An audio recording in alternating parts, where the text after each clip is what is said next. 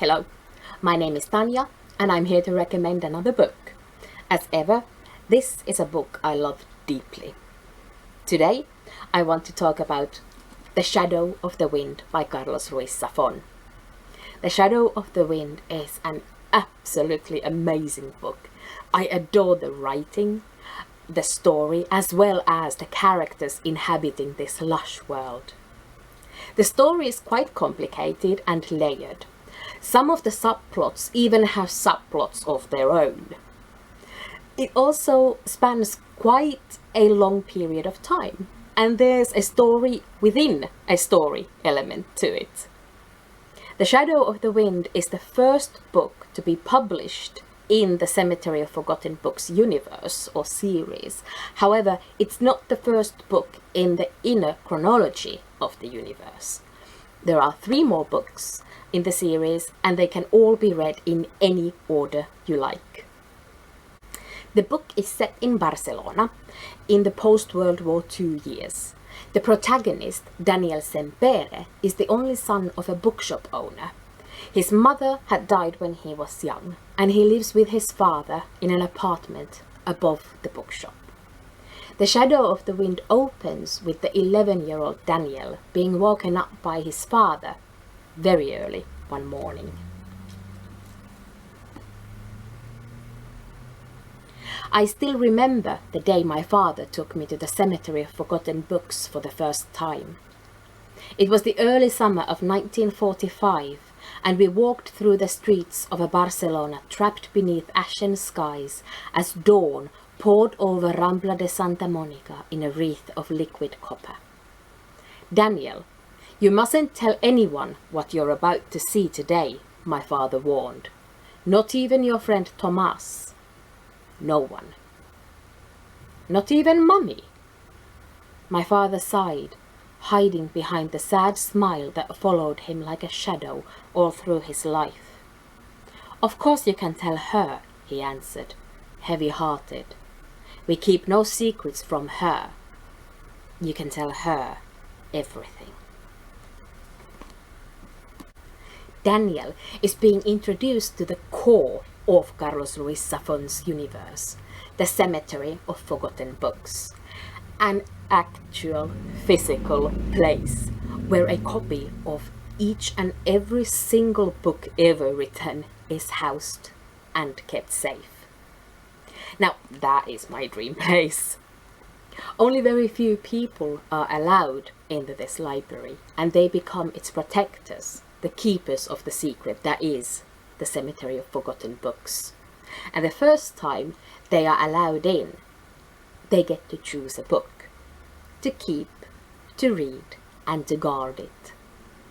Daniel is drawn to a book by an author called Julian Carax, and the book is called The Shadow of the Wind.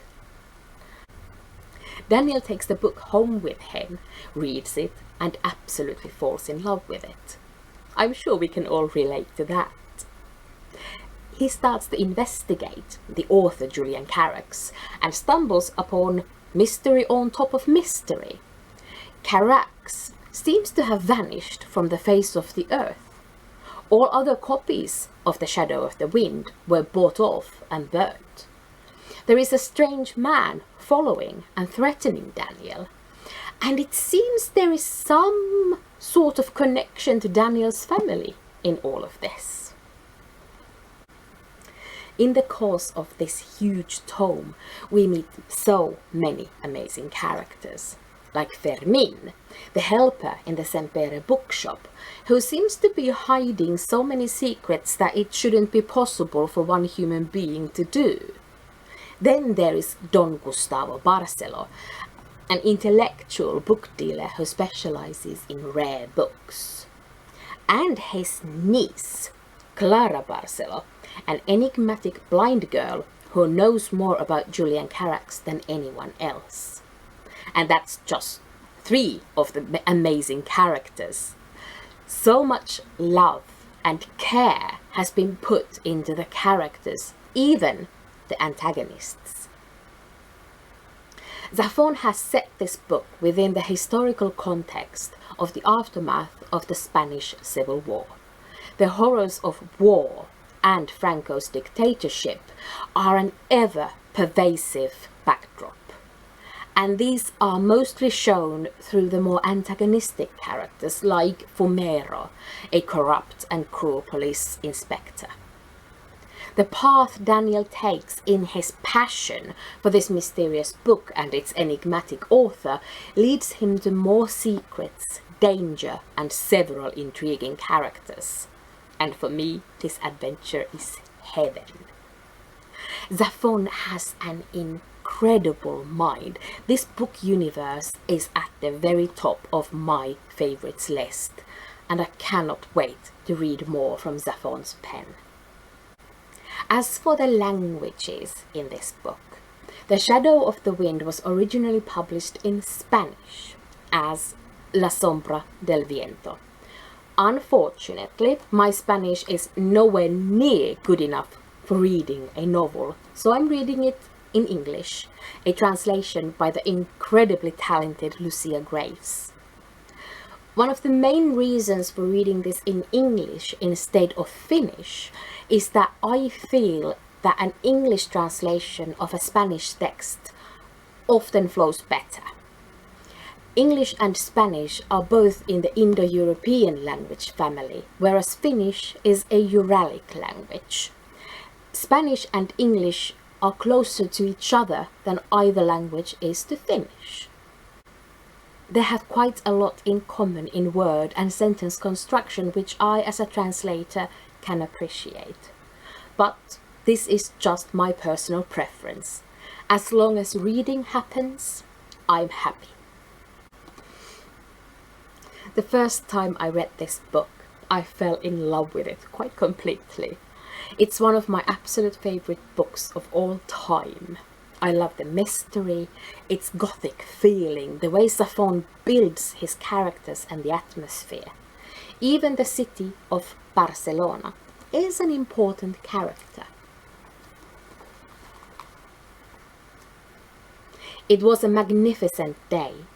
The skies were electric blue, and a crystal breeze carried the cool scent of autumn and the sea.